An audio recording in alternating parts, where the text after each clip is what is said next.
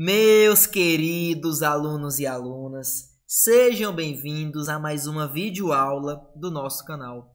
Sou o professor Ícaro Castro e hoje falaremos de um importante grupo dos animais, que é o grupo dos artrópodes. Então, se você não quer perder nada, fica aí e segue o fio.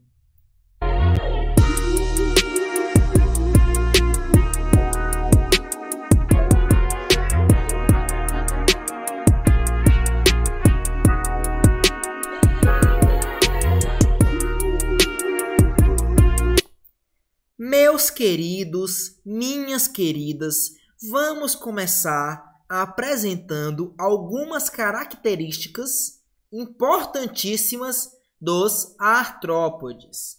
E a primeira que eu trago para vocês é a presença de metâmeros. O que são metâmeros? São, observem aqui, pequenas placas divisórias que aparecem em vários organismos, em vários animais. Inclusive, se forem assistir a aula de anelídeos, verão que esses organismos também têm o corpo formado por metâmeros. Ou seja, ter o corpo formado por metâmeros não é novidade evolutiva. Porque, claro, os anelídeos já tinham o corpo formado por metâmeros. Só que nos artrópodes, esses metâmeros, que são mais evidentes aqui na fase larval, veja aqui, por exemplo, a larva de uma mosca e aqui os seus respectivos metâmeros, esses metâmeros se fundem para formar, então, tagmas. Então, a novidade evolutiva é essa, presença de tagmas, corpo formado por tagmas. Então, os metâmeros se organizam para formar os tagmas.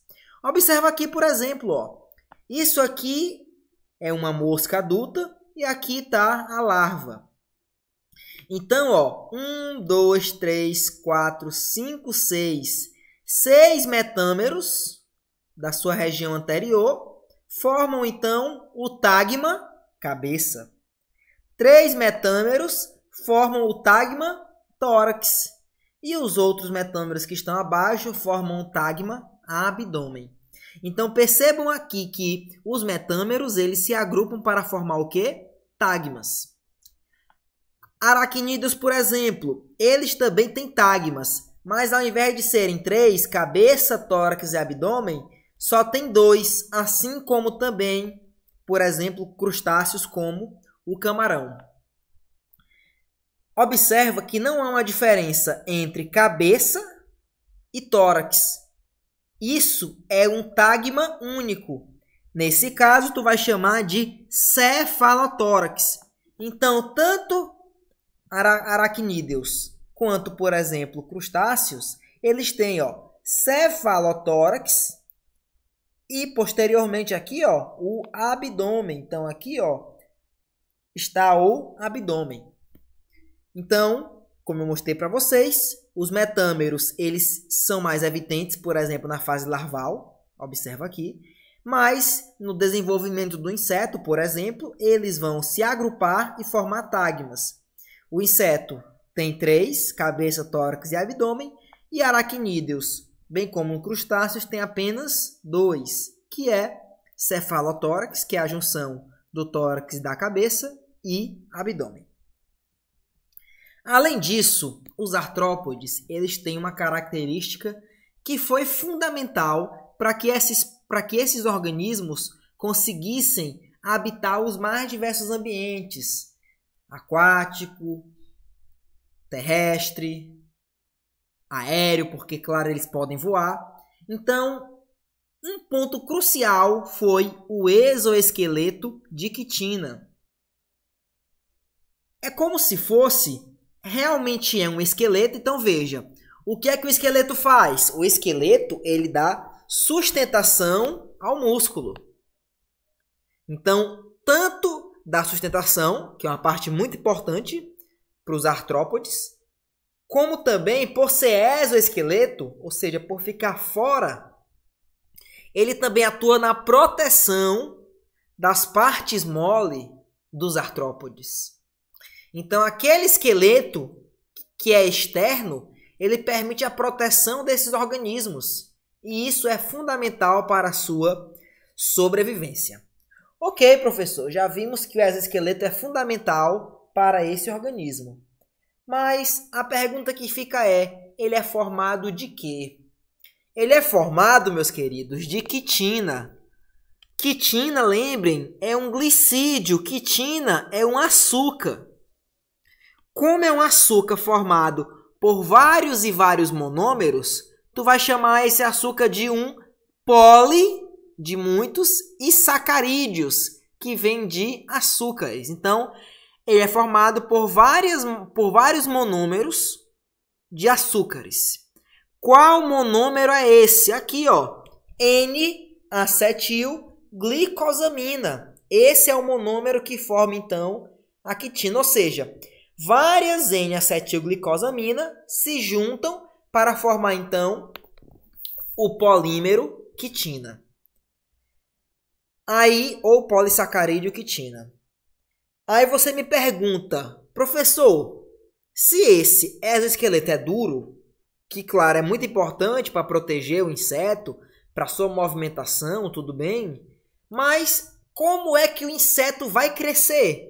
Não só o inseto, mas também o crustáceo, o aracnídeo, enfim, como é que ele vai crescer? Essa pergunta, ela é espetacular. O crescimento do artrópode, ele só se dá fora da carapaça de quitina. Ou seja, esse crescimento ele vai sendo acumulado, só que o organismo fica dentro da carapaça de quitina, então não consegue crescer. Mas em um certo período, ele perde essa carapaça de quitina para que seu crescimento aconteça. E esse processo tu chama de ecdise. Veja aqui, ó. Aqui nós temos um escorpião, que é um aracnídeo. E ele está perdendo aqui a sua carapaça de quitina anterior. Nesse período, ele aproveita para crescer até que a carapaça novamente endureça e impeça novamente o seu crescimento. Então, claro, acontece essa troca, essa perda da carapaça, principalmente para que o organismo consiga crescer ou sofrer algumas modificações na sua estrutura. Inclusive, é muito comum encontrarmos estruturas, principalmente de insetos, que foram perdidas através da ecdise. Encontrar essa carapaça aqui, ó, de quitina que o inseto, por exemplo, perde comumente nesse processo. Além disso, duas características muito importantes que eu já trouxe, tem uma terceira também que foi crucial para a explosão desse grupo. Explosão de grande quantidade de espécies, grande biodiversidade, que é a presença de apêndices articulados. Se forem observar aqui comigo, aqui nós temos em vermelho, nessa cor aqui mais avermelhada, o exoesqueleto, que fica protegendo o músculo.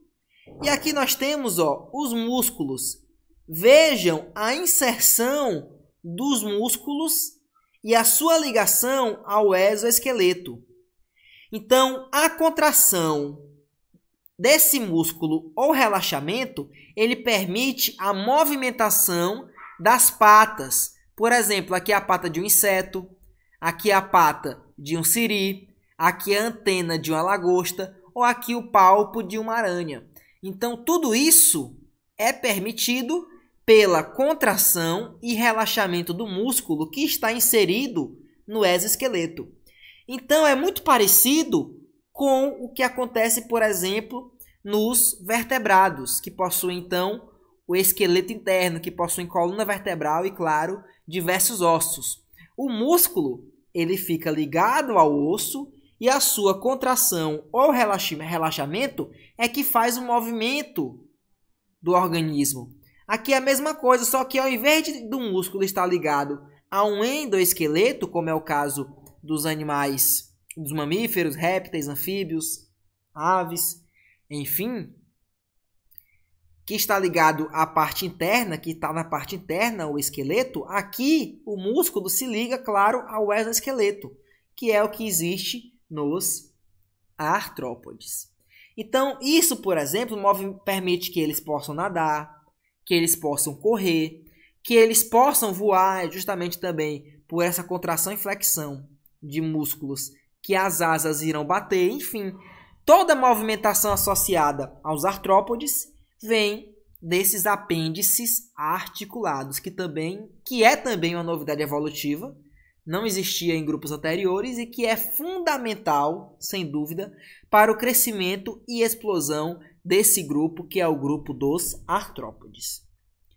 Professor, o senhor falou demais em característica de artrópode, mas cadê os artrópodes? Quem são eles? Quais são os grupos? Calma, vamos trabalhar isso agora. Então, nós temos 4 grupos principais de artrópodes. Esse grupo, esse filo artrópode, ele é muito diversificado. Por isso, você muitas vezes vai ver organismos que são bem diferentes um do outro. Mas mesmo assim, mesmo sendo bem diferentes um do outro, todos terão apêndices articulados, todos terão exoesqueleto de quitina e todos terão, claro, presença de metâmeros, que são inclusive as características que definem esse grupo. Então, vamos começar com os crustáceos. Esse grupo, ele é formado por organismos que possuem 2 antenas e o corpo dividido em cefalotórax e abdômen. Muitos deles, como por exemplo o caranguejo, além da quitina, que já é uma proteção importante, eles também têm na carapaça carbonato de cálcio, o que a deixa ainda mais forte para que esse organismo não seja facilmente predado, por exemplo. E, inclusive, é justamente essa carapaça que tem quitina e carbonato de cálcio que você quebra quando vai comer aquele caranguejo, aquela lagosta. É justamente isso que forma, por exemplo, alguns crustáceos.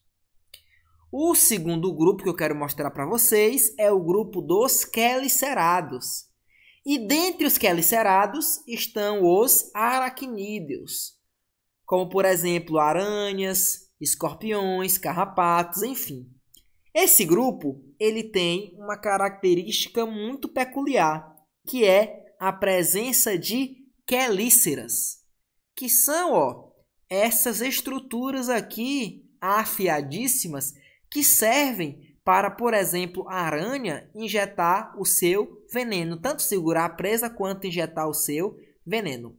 Essa estrutura ela é proveniente do primeiro tagma, que forma então o cefalotórax das aranhas, enfim, dos organismos que compõem os aracnídeos e quelicerados em geral.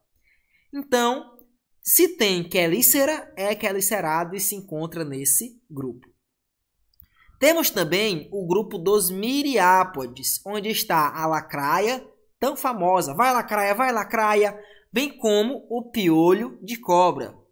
Tanto a lacraia, que também é conhecido como emboá, tanto a lacraia quanto o piolho de cobra, eles são miriápodes.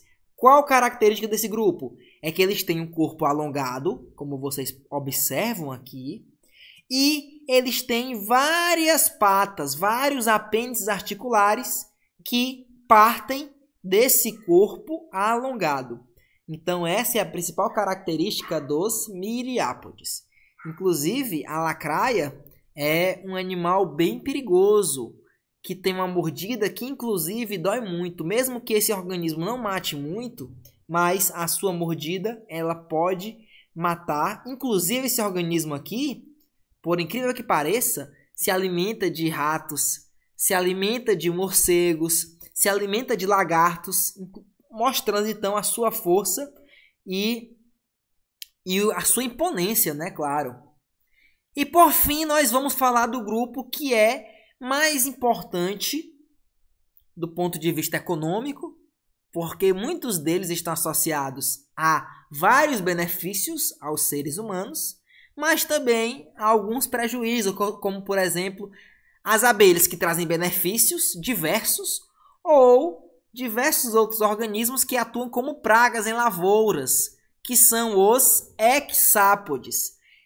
Por que hexápodes? Porque todos os organismos que se encontram nesse grupo possuem 1, 2, 3, 4, 5, 6 patas, como esse besouro lindo que estamos vendo aqui. Dentre os hexápodes, o maior grupo é o dos, e mais importante também, é o dos insetos. Os insetos, eles são organismos incríveis e que possuem a maior diversidade entre todos os animais. Mas isso é conteúdo para uma próxima aula. Então não esqueça, fica aí, se possível deixa o like e claro, sempre segue o fio.